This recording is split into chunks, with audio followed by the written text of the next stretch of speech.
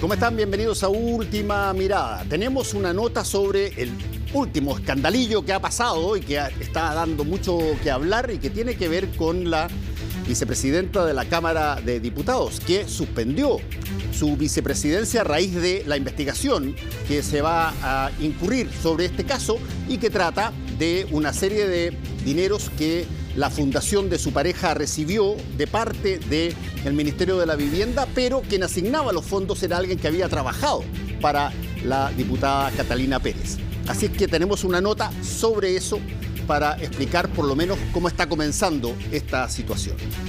En el marco de el análisis internacional de Raúl Sor, vamos a hablar del Partygate. Voy a contar una cosa que ya la he contado muchas veces. Gate es un sufijo que significa escándalo. ¿Por qué?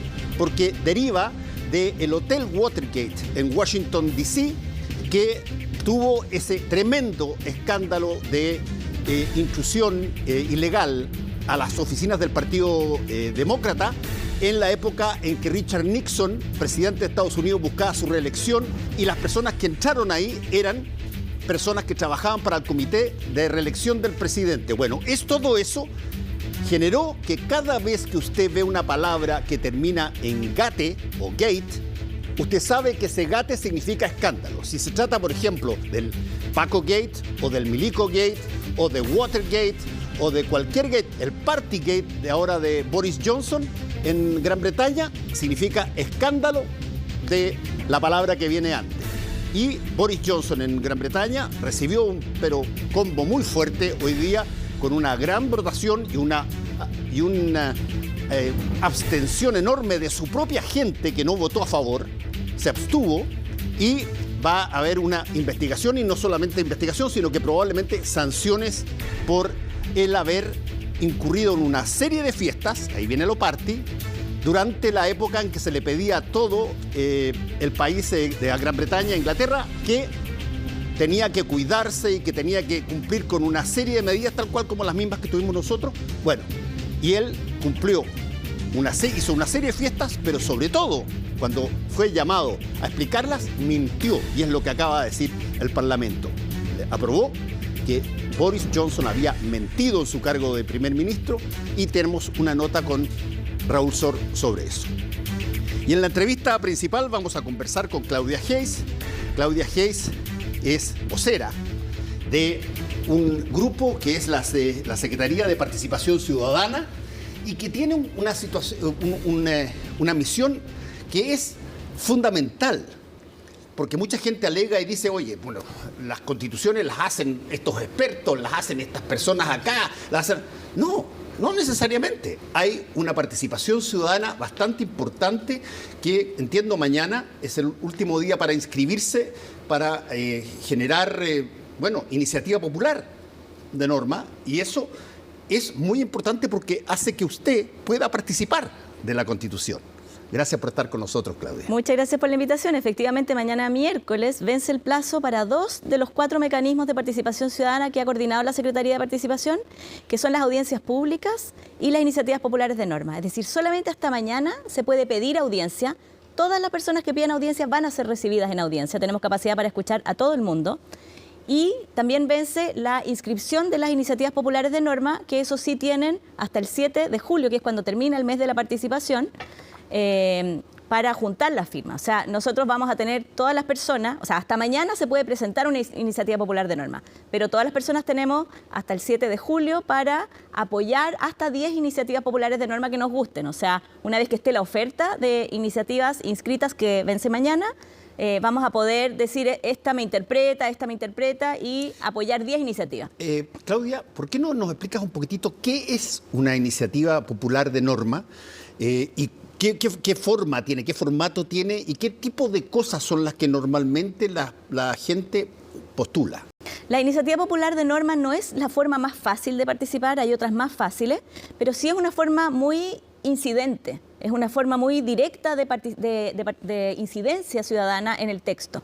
La iniciativa popular es como una enmienda, es como una reforma al texto del anteproyecto de nueva Constitución. El texto ya es conocido, está disponible para todo el mundo y cualquier persona a través de la página quieroparticipar.cl o secretariadeparticipación.cl puede inscribir una iniciativa popular de norma que es una enmienda a algún aspecto del anteproyecto. Ahí hay un formulario en que a uno le van a preguntar cuál es la norma que uno quiere enmendar y va a aparecer la norma. O sea, todo el texto del anteproyecto está subido, digamos, a nuestra plataforma y ahí la gente va a tomar el texto que está vigente y va a decir yo quisiera reemplazarlo por este otro o quisiera modificarlo en este sentido, agregarle, quitarle, etc.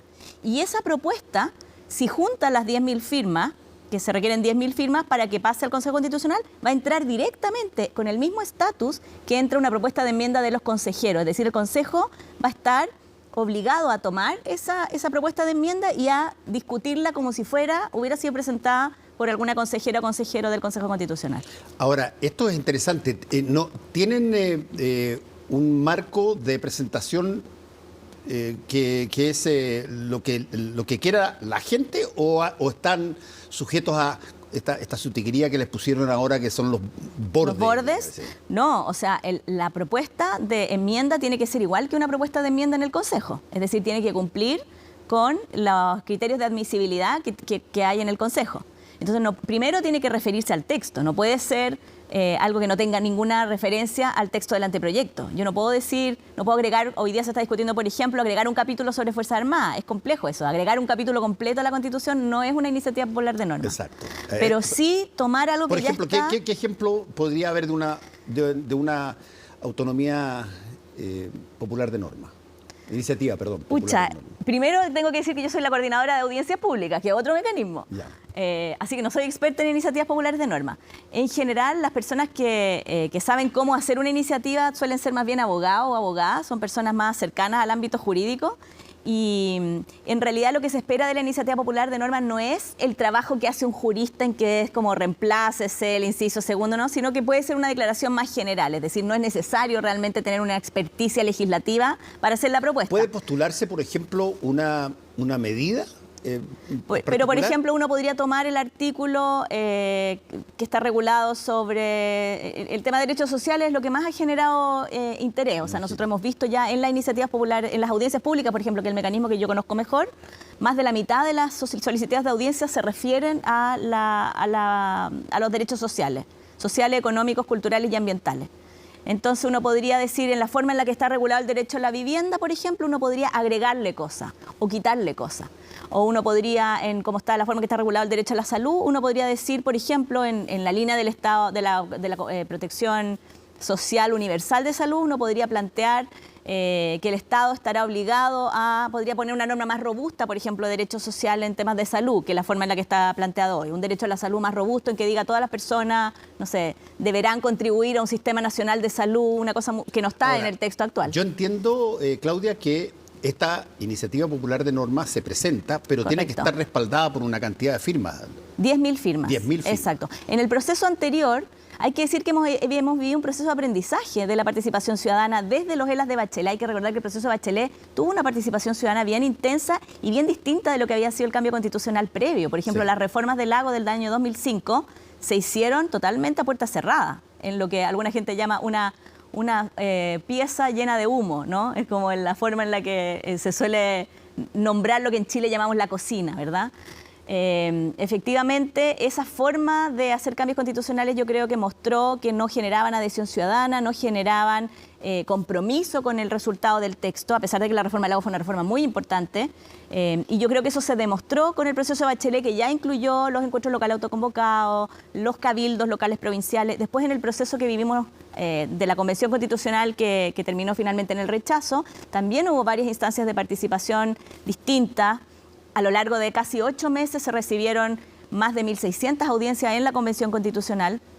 Y el proceso que estamos viviendo hoy día es distinto a los dos anteriores. Yo creo que hay un proceso de aprendizaje, es mucho más organizado, es mucho más estructurado, es mucho más corto, está diseñado de una forma que es muy estresante, sobre todo para los que estamos en la Secretaría, pero no, también para las 40 universidades que están participando de este proceso. Nosotros estamos en línea, en coordinación con 40 universidades en todo Chile, de Arica a Punta Arenas, para poder recibir la escucha de las personas que quieran dar audiencia. Y bueno, y así con todos los mecanismos, con los 4 mecanismos que yo señalaba. pero ese estrés, digamos, y eso que puede parecer como que no va a permitir tanta participación, en realidad tiene una razón de ser, que es que para ser incidente la participación tiene que ser temprana, porque en el proceso anterior muchas veces ocurrió que la participación ciudadana se producía en un momento en que la norma ya había sido negociada. Entonces, la participación ciudadana es un insumo para la negociación política, no la reemplaza, pero es un insumo relevante. Cuando hay una, ¿sí? Los consejeros, por ejemplo, para ellos, independientemente de su posición política, puede ser importante saber, por ejemplo, que hay una determinada iniciativa popular de norma que toca temas que ellos van a discutir, o sea, y sobre todo si está respaldada por esta cantidad enorme de firmas. Sí, yo creo que es importante no solo en la iniciativa popular, también en las audiencias públicas, en los diálogos y en las consultas, que son los 4 mecanismos. Todo esto va a dar una impresión que no es representativa, porque la participación ciudadana es asimétrica, sí, claro. Tiene múltiples factores que la condicionan. De hecho, los 4 mecanismos podrían, en teoría, dar resultados distintos. A lo mejor en las consultas ciudadanas nos da un resultado, un tema, y en las audiencias nos da otro, porque se movilizó gente distinta en los distintos mecanismos. Pero son insumos relevantes que nos van a dar una señal de cuánta gente opina en ciertos temas, y yo creo que en particular en derechos sociales, que como decías es el tema que ha generado más interés, puede ser relevante para el debate público, porque hay que pensar que el Consejo Constitucional, sabemos que hay una mayoría muy contundente de un sector que tiene una posición bastante clara sobre el tema de los derechos sociales. Sin embargo, el Consejo Constitucional no funciona de manera aislada al sistema político, y por lo tanto, si la participación ciudadana de manera muy robusta señala algo respecto a ese tema, el Consejo no puede hacer como que no hubiera escuchado. Entonces yo creo que es importante lo que se diga, cuánta gente participe, en qué dirección esté esa participación. Ahora, Claudia, es interesante lo que estás diciendo, sobre todo en la parte final me pareció muy bueno que pusieras de alguna manera el feedback que recibe la persona que participa, cómo saber que me tomaron en cuenta, que escucharon mi posición, que atendieron a aquello que me costó tanto conseguir firmas para poder ponerlo en el Consejo. Bueno, eso es muy importante. Lo primero que hizo la Secretaría de Participación Ciudadana, la primera acción pública que hicimos, fue entregarle a la comisión experta una sistematización de los procesos anteriores. Hubo un equipo que trabajó todo el verano, desde las vacaciones, digamos, en enero, febrero, marzo, para juntar toda la información que se pudiera, que es un desorden. O sea, los ELAs de Bachelet, hay ELAs muy disímiles, hay informes muy disímiles, el proceso constituyente anterior también, y se recopiló todo lo que se pudo y se resumió. Se entregó un informe que está a disposición del público en el sitio web de la Secretaría de Participación, cualquiera lo puede descargar, y que se le entregó a la comisión experta como insumo para su trabajo. Y nosotros vamos a hacer lo mismo con estos 4 mecanismos. Cada mecanismo va a sistematizar su propio mecanismo. Nosotros tenemos un proceso complejo de sistematización. Vamos a trabajar con la empresa Anholster primero, que va a trabajar con el manejo de grandes volúmenes de datos para producir un primer informe, y después con una serie de académicas y académicos expertos que van a hacer un análisis más cualitativo, más propicio a la incidencia. Y vamos a entregar estos 2 informes no solo al Consejo, sino a la ciudadanía. Todo lo que está haciendo la Secretaría de Participación es público. Entonces la gente, por ejemplo, que pida una audiencia, que como decía, tienen hasta mañana para pedir la audiencia, mañana se acaba el plazo y después no hay arrepentimiento, y la verdad es que pedir a la audiencia es muy fácil, es llenar un formulario y decir de qué quiere hablar uno en unas pocas líneas. Y con eso se le va a dar 10 minutos para que presente su idea de 10 minutos. Las personas que se inscriben para eso, ¿tienen que tener algún tipo de condición, algún tipo de calidad particular? Se pueden inscribir personas desde los 14 años, solamente con su RUT y a través de clave única. Cada persona puede inscribir una audiencia pública, ya sea a título personal o en nombre de una organización. Y todo lo que se diga, los 10 minutos que va a hablar esa persona, ante las universidades, como decía, hay 40 universidades que van a hacer esta escucha, o ante el Consejo Constitucional, el Consejo va a recibir a 200 personas en una semana. Toda esa participación, ya sea ante las universidades el 30 de junio y el 1 de julio, o ante el Consejo la semana siguiente, durante esos 5 días, se va a sistematizar de la misma manera. La va a tomar esta empresa de Big Data, la va a procesar, va a hacer un primer informe usando inteligencia artificial para determinar cuáles fueron los principales temas y cuáles fueron las principales visiones, y después la van a tomar los expertos. Y ese informe, como decía, no solo se le va a entregar al Consejo, se le va a devolver a la gente que participó. Entonces, y además, las audiencias públicas van a quedar en una plataforma pública donde la gente va a poder buscar su audiencia, compartir el link, se va a poder ver, es decir, todo esto va a ser, o uno va a poder decir, bueno, yo fui a hablar sobre el régimen de agua, me interesa ver qué se dijo sobre agua, quiero ver mi audiencia, a ver cómo salí, si se me veía bien, pero además quiero ver qué dijeron otras personas sobre agua, y hay un sistema de búsqueda, esta sistematización permite buscar por palabra en los videos, entonces vamos a poder tener un sistema en que la gente, el público, va a poder buscar, bueno, ¿qué más se dijo sobre agua? ¿Quién más habló de agua? Y yo supongo que llamémoslo así, este comodín a medias, pero que es una carta de juego fuerte que significa, mira, la persona que va a ir es la persona que tenía la idea, pero consiguió 10.000 firmas. O sea, no está solo o sola para la eso. Iniciativa Popular, hasta mañana, miércoles, se inscribe la iniciativa. Sí. Y de ahí empieza a correr el tiempo para juntar las firmas. Ya, pero las que no juntan las firmas, ¿qué pasa con ellas? Bueno, no van a llegar como iniciativa al Consejo. El Consejo no las va a tomar para hacer una reforma, pero van a quedar registradas. Toda la participación va a quedar registrada. O sea, existe una primera instancia donde las personas tienen la posibilidad de apoyar una iniciativa popular de norma con su firma. Así es. Y las que más firmas reciban probablemente son más acariciadas por las personas, ¿no? Son las que van a llegar al Consejo, pero como digo, 10.000 firmas no es representativo de toda la ciudadanía. Por cierto que no. Entonces podría llegar una iniciativa que diga salud pública y otra iniciativa que diga derecho a elegir dónde se ponen los fondos de salud.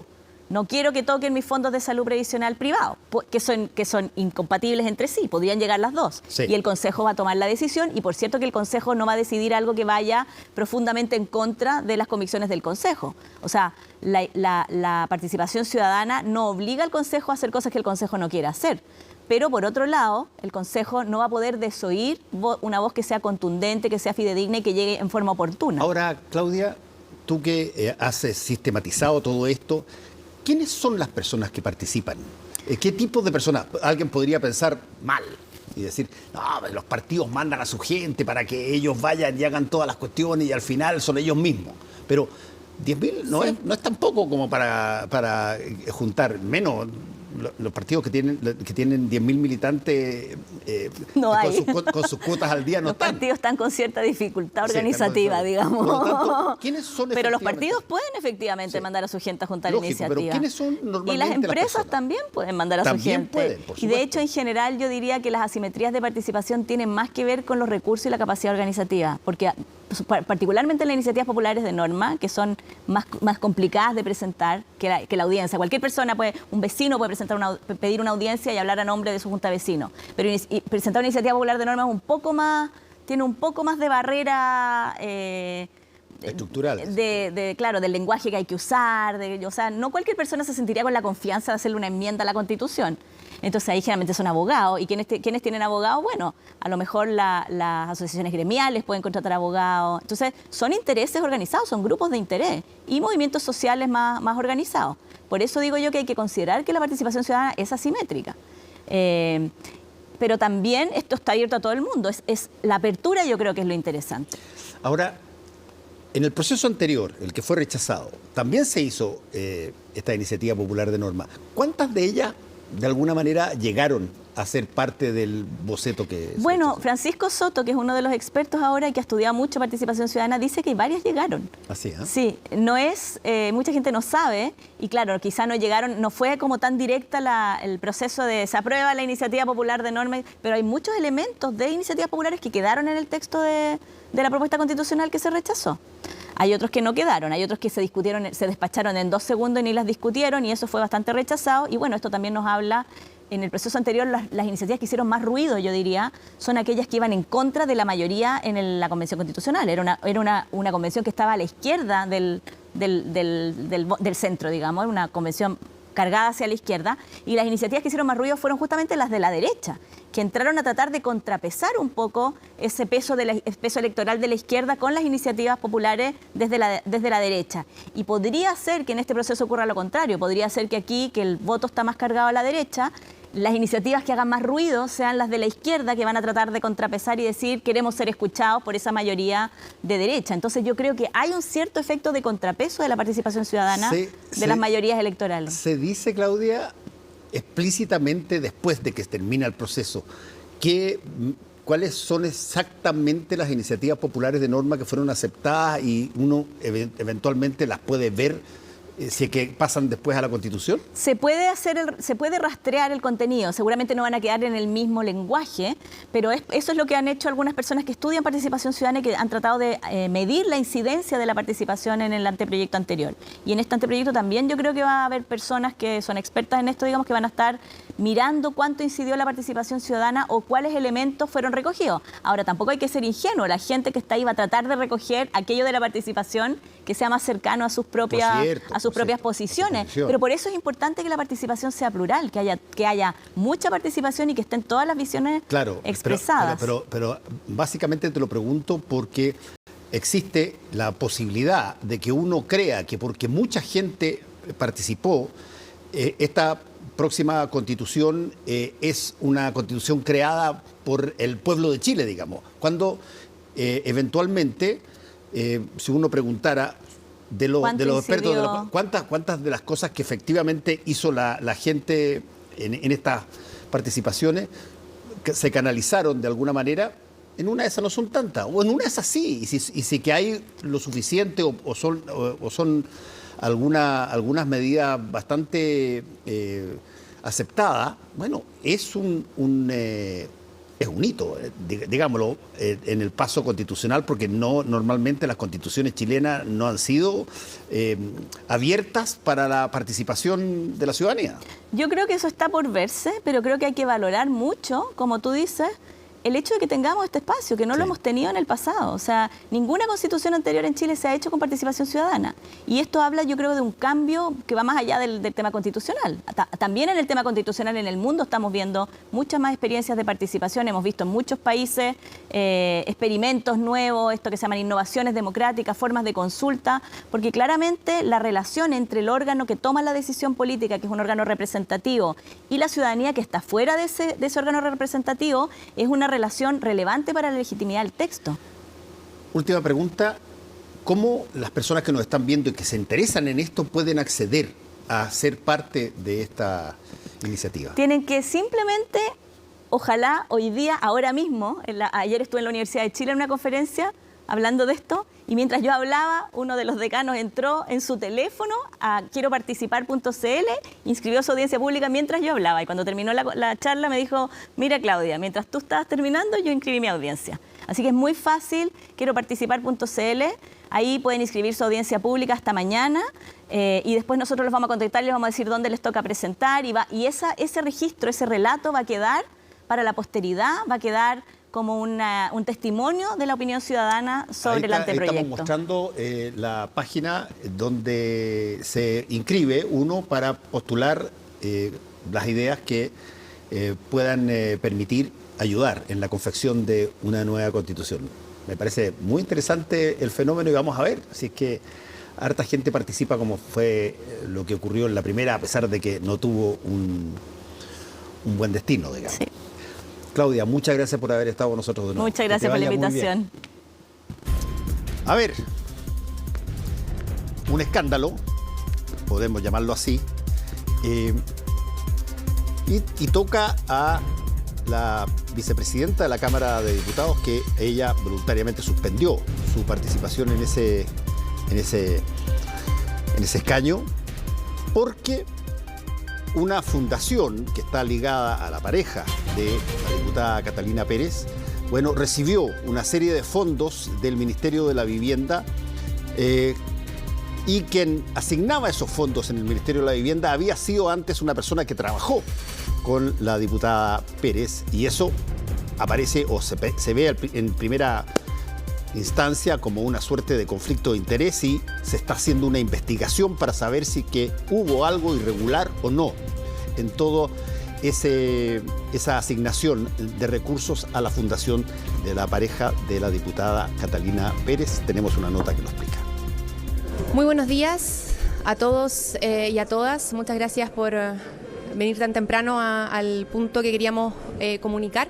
Temprano quiso zanjar a la polémica que la envolvió en el caso de la Fundación Democracia Viva. Así, la diputada de Revolución Democrática, Catalina Pérez, aclaró los millonarios o convenios que la organización ligada a su pareja, Daniel Andrade, realizó con el Ceremi de Vivienda de Antofagasta. Yo he tomado una decisión que es suspender mi participación en la mesa de la Cámara. El daño que a mí se me ha infringido no puedo permitir se le infrinja también al oficialismo. Paso al costado que dio la parlamentaria luego de los 13 convenios que mediante trato directo concretó en 2022 el ahora ex Ceremi Carlos Contreras con la Fundación Democracia Viva. Todo por un monto total de 426 millones de pesos. No tenemos antecedentes de irregularidad, eso está investigándose. Lo que sí consideramos que aquí hubo un descriterio de asignar estos recursos de esta manera y en estas condiciones a la institución con las características que tenía. Aquí hubo un Ceremi que asignó un recurso a una fundación cuyo presidente cumplía funciones en el gobierno. Y por eso aquí hay responsabilidades políticas que se han asumido, que son graves a propósito del descriterio político, ¿no? Otra cosa distinta es lo que va a arrojar la investigación que está haciendo el Ministerio de Vivienda. Y es que además Daniel Andrade, representante legal de la Fundación y pareja de la parlamentaria, se desempeñó hasta esta semana como asesor en la Subsecretaría de Defensa. Tanto él como Contreras son militantes de Revolución Democrática. Es más, este último fue en 2020 jefe de gabinete de Catalina Pérez. Muchas gracias, creo que no hay más preguntas que responder. Vamos a seguir tras los 426 millones de pesos, haciendo las siguientes preguntas. Esto fue visado por la subsecretaria de Vivienda, también de Revolución Democrática. ¿Para qué fin y objetivo se entregaron estos 426 millones de pesos? En Revolución Democrática, en tanto, solicitaron al Tribunal Supremo suspender la militancia de los dos involucrados en el caso. Cualquier investigación de carácter judicial, penal, vamos a colaborar poniendo todos los antecedentes en aquello, que revisen todo, cuentas corrientes, celulares, WhatsApp, correos electrónicos, no tenemos nada que esconder. Hemos puesto a disposición de todos los órganos y le hemos pedido al gobierno de que revise uno a uno todos los convenios. Aquí todas las manzanas podridas tienen que salir del gobierno. Una suspensión que causa dudas en la Cámara de Diputados, y es que en el reglamento no existe registro de dicha acción. Se habla de renuncia que se discutirá y votará en la primera sesión ordinaria que se celebre después de 48 horas de su presentación. La figura de la suspensión no existe jurídicamente. Por lo tanto, aquí nos están tratando de pasar gato por liebre. Aquí o se renuncia o se mantiene, pero nadie puede suspender su participación dentro de la mesa. Ella debería haber renunciado ayer y no hubiera forzado, porque en el fondo aquí se hubiera sido injusto con Vlado Milosevic, le quiero decir. Ese es el tema a fondo. El problema que tenía era que efectivamente votar a favor de la censura que le iba a votar era que en el fondo de alguna manera perjudicaba a Vlado. El presidente puede continuar solo hasta que finalice su periodo. La presidencia siempre es solitaria, así que tendrá que no es pluripersonal. Y es que tras la renuncia de Carlos Bianchi y ahora la salida de Catalina Pérez, Vlado Milosevic es el único parlamentario de la mesa original, mesa acordada en un pacto que desde su inicio ha sido cuestionado por la oposición. Existe un pacto administrativo en las fuerzas de gobierno o oficialismo y desde la oposición vamos a intentar romper ese acuerdo y poder llegar a parte o a toda la testera. Y bueno, están creando las condiciones para eso, yo creo, la oposición, entre eso tratar de dividir, no al oficialismo, sino que los que somos parte del acuerdo administrativo. Necesitamos que el Congreso no se pierda en este tipo de discusiones, sino que más bien dé discusiones de cara a la ciudadanía, y no vamos a dar lugar al aprovechamiento político de ninguna fuerza, ni en esta ni en otras ocasiones. Pero la polémica está lejos de cerrarse, y es que ahora se abre otro flanco, luego que se detectara que Democracia Viva recibió 31 millones de pesos en aportes para campañas del apruebo. Hacemos una pequeña... Vamos a conversar con Raúl Sor en su análisis internacional del Partygate. Yo, como les dije al principio, Gate es un sufijo que desde el escándalo del Hotel Watergate en Washington, que terminó con la renuncia del presidente Richard Nixon, se fue asociando, cada vez que usted ve Gate, se ve asociando a escándalo de lo que viene antes. Han habido montones en todo orden de cosas. Yo mencioné los más recientes, que ha sido el Milico Gate, pero también podría hablar del Carmen Gate, que fue un escándalo que afectó al Partido Demócrata Cristiano en un momento dado. Bueno, de eso vamos a hablar hoy día porque el Partygate, que es las fiestas que Boris Johnson participó en su oficina cuando le estaba pidiendo a todo el país que tenía que cuidarse extremadamente, hoy día dijeron que él había mentido y probablemente va a tener, supongo yo, una sentencia al respecto. ¿Cómo estás, Raúl?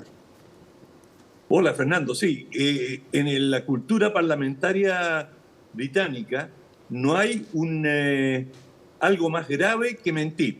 Es decir, pueden usar todos los adjetivos que quieran para decir fue inexacto, faltó, no estuvo toda la verdad, pero que te acusen de mentir es fin de carrera política. Y efectivamente, esto es lo que parece ser el caso con Boris Johnson, el ex primer ministro.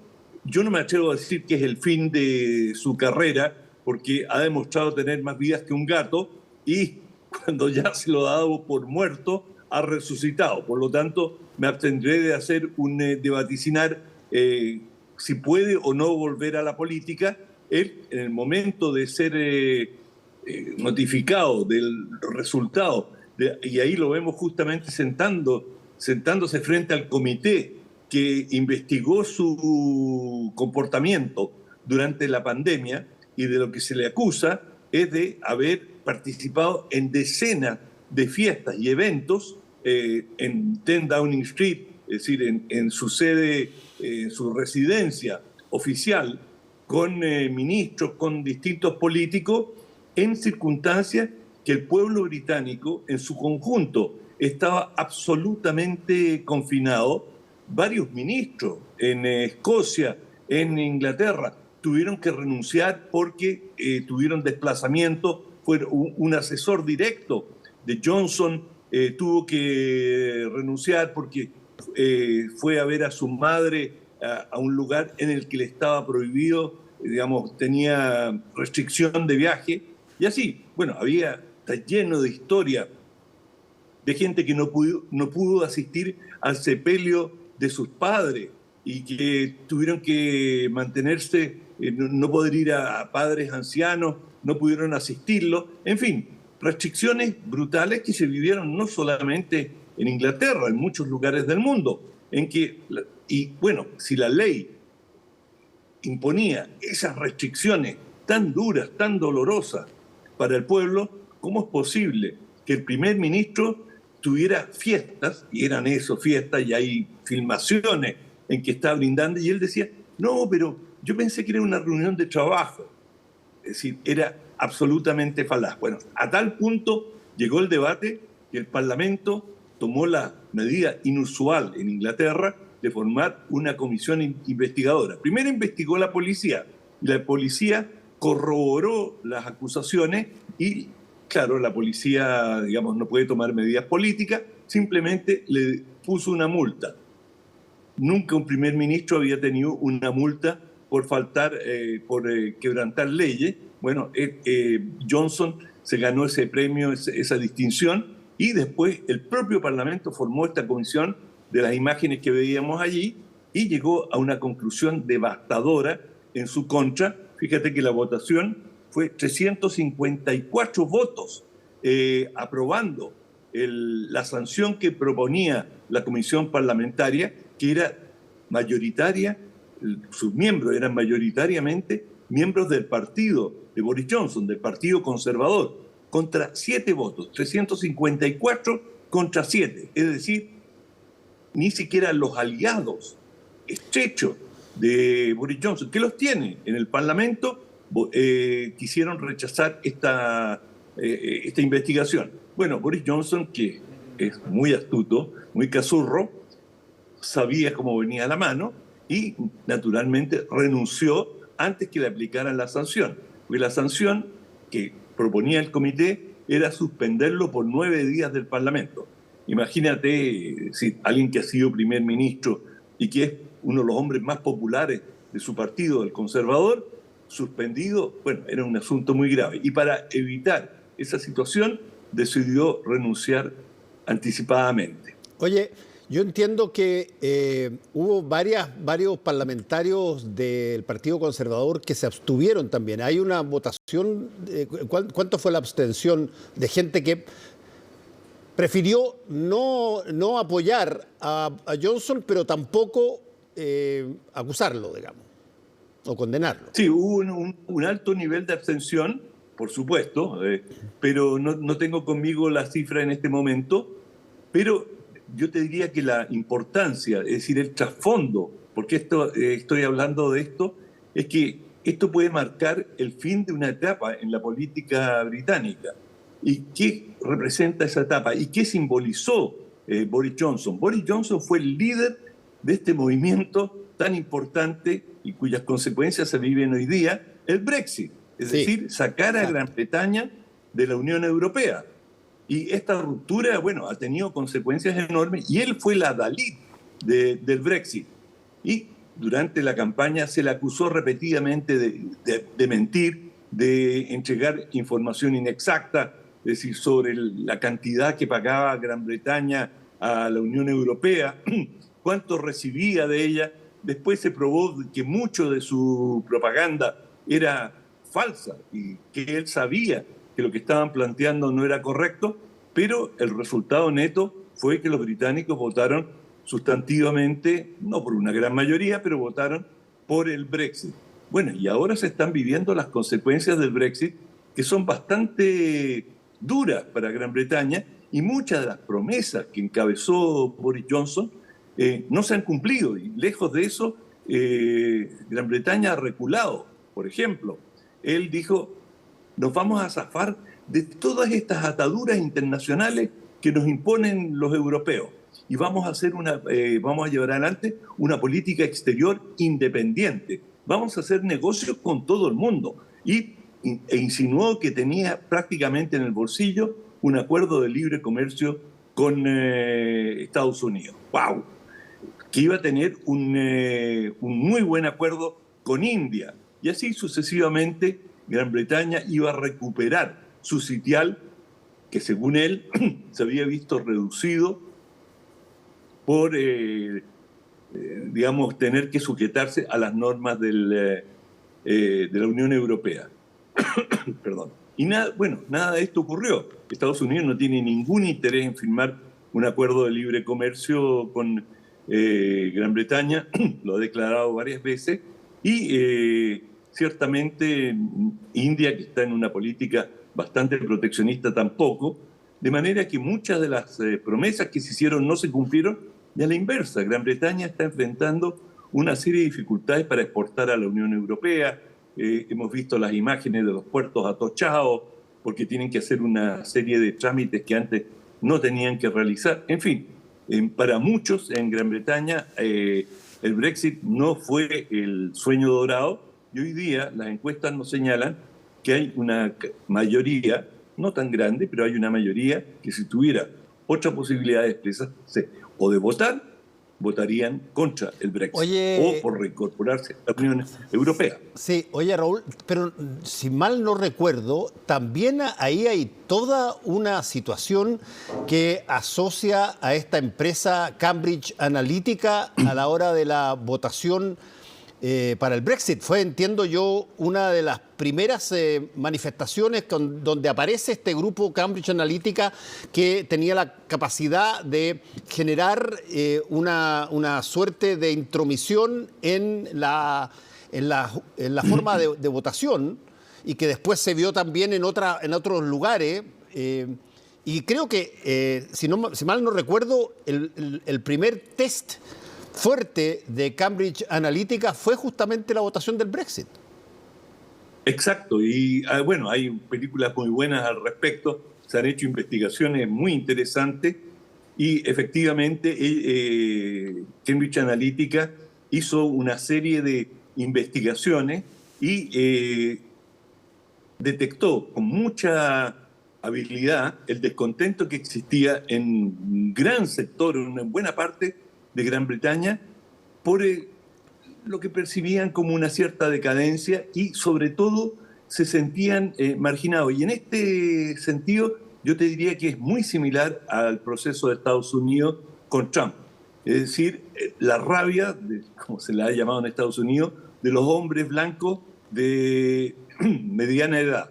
Es decir, los amos del universo, como se les la caricatura, es decir, estos hombres blancos que habían dominado siempre la sociedad en su conjunto, de pronto se sentían colectivamente agredidos por las mujeres que reivindicaban sus derechos, por las minorías étnicas y el políticamente correcto, y surgen estos líderes carismáticos, como es sin duda Trump y también Johnson, que rompen las convenciones y dicen basta, y prometen que, como make America Great Again, MAGA, es decir, vamos a volver, y lo que él está diciendo, volvamos a al viejo Estados Unidos, al viejo Estados Unidos machista, y cortemos esto del feminismo, de las minorías sexuales,